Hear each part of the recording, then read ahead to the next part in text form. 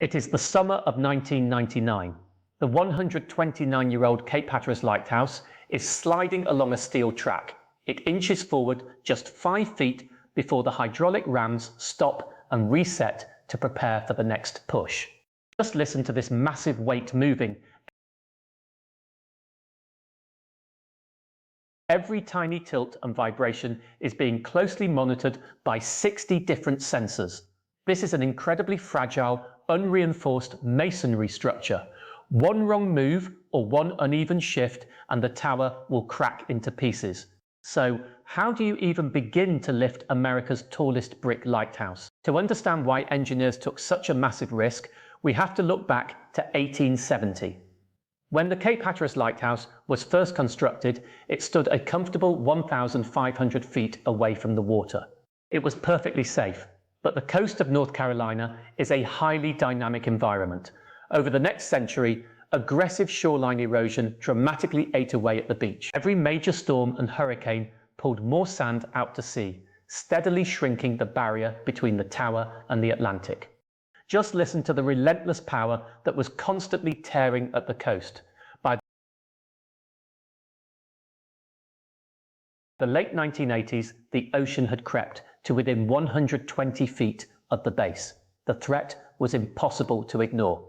Crews tried everything to protect the shoreline. They installed wooden groins to trap the shifting sand and stacked thousands of massive sandbags to act as a buffer. These desperate measures bought some time, but they only delayed the inevitable. The ocean was always going to win. The waves continued to batter the coast, and experts finally came to a harsh realization.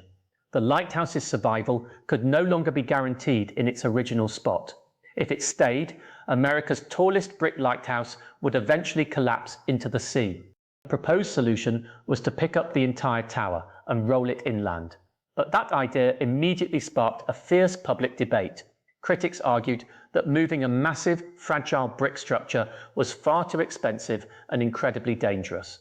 Many historians and locals believed relocating the lighthouse would destroy its historical integrity, separating the monument from the exact spot where it had guided sailors since 1870. The counter-argument was blunt. Leaving the tower alone preserved its history right up until the ocean tore it down. A lighthouse at the bottom of the Atlantic would not have any integrity left to protect. This fierce tug-of-war dragged on for years. Finally, the National Academy of Sciences stepped in and officially recommended the relocation. This decision placed a massive burden squarely on the shoulders of the engineering team.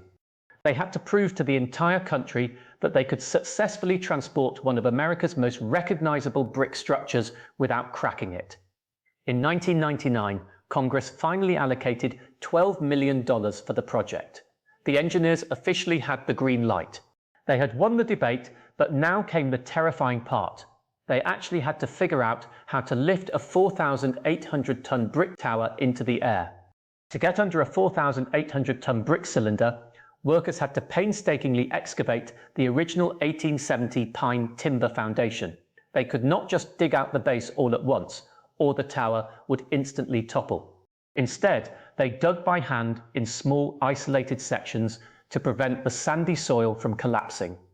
As they cleared the dirt, crews threaded primary steel beams directly through the historic brick base. They then added cross beams, weaving together a massive grid. Over the course of several weeks, they installed 400 tons of structural steel, creating a completely rigid platform beneath the lighthouse. With the steel mat in place, the team brought in 100 heavy-duty hydraulic jacks. These were positioned strategically under the beam grid to push against a temporary shoring frame resting on the ground. The initial lift was terrifying. As the main hydraulic pumps activated, the construction site filled with the low, heavy groan of machinery and the unsettling sound of shifting weight. The transfer of mass had to be absolutely flawless. Brick has incredible compressive strength, meaning it supports enormous downward pressure, but it lacks flexibility. If the lifting frame sagged even a fraction of an inch on one side, that uneven pressure would bend the rigid structure. A tiny distortion in the lift would rip fatal cracks straight up the 198-foot masonry wall, shattering the tower into pieces. To prevent this catastrophe, the engineers connected all 100 hydraulic jacks to a centralized manifold network. This unified control system operated like a single nervous system, ensuring every individual jack extended upward at the exact same microscopic rate. Very slowly, the immense weight of the lighthouse separated from the earth and settled entirely onto the temporary steel frame, suspended perfectly level in the air. With the lighthouse hovering above the earth, crews constructed a specialized temporary railway. They laid massive steel track beams along the transport route and slid heavy-duty roller dollies underneath the suspended structural grid. These dollies acted like industrial roller skates designed to carry the 4,800-ton payload smoothly. To generate forward momentum, engineers mounted 5 enormous hydraulic push jacks horizontally behind the main steel platform, anchoring them directly to the tracks. The actual transport followed a relentless mechanical rhythm. The horizontal jacks activated, slowly pushing the entire tower exactly 5 feet down the rails. When they reached the end of their stroke, the jacks retracted their pistons, disconnected from their anchor points, slid 5 feet forward, and locked back into the track to push again. This leapfrog sequence repeated for the entire 2,900-foot journey. Pushing a towering masonry cylinder is incredibly risky because uneven force will cause the structure to sway and ultimately snap. To maintain perfect alignment on the fly, the push jacks were grouped into 3 separate jacking zones. Operators could subtly adjust the hydraulic pressure across these zones, effectively steering the tower and compensating for any slight track variations. They did not rely on human eyesight to monitor this delicate balance. A centralized computer system collected real-time data from a series of precision tilt sensors mounted inside the lighthouse. These instruments detected microscopic shifts and vibrations far too tiny for anyone on the ground to notice. If the sensors registered even 1/100th of a degree of tilt, operators tweaked the pressure in the 3 jacking zones, keeping the historic monument perfectly plumb as it crawled along the coastline. The hydraulic jacks began their leapfrog sequence, but this was far from a quick sprint. Translating the lighthouse across its prepared 2,900-foot route required a grueling 23 days of continuous, nerve-wracking operation. The structure crept along the temporary rails, sometimes covering just under 100 feet in a single 12-hour shift. This agonizingly slow pace was not a sign of mechanical weakness or inadequate equipment. It was a strictly deliberate choice. By keeping the forward momentum to a literal crawl, engineers ensured they had ample time to detect and fix tiny track deviations before they could ever escalate into catastrophic structural damage. A fast move would have been a deeply reckless move.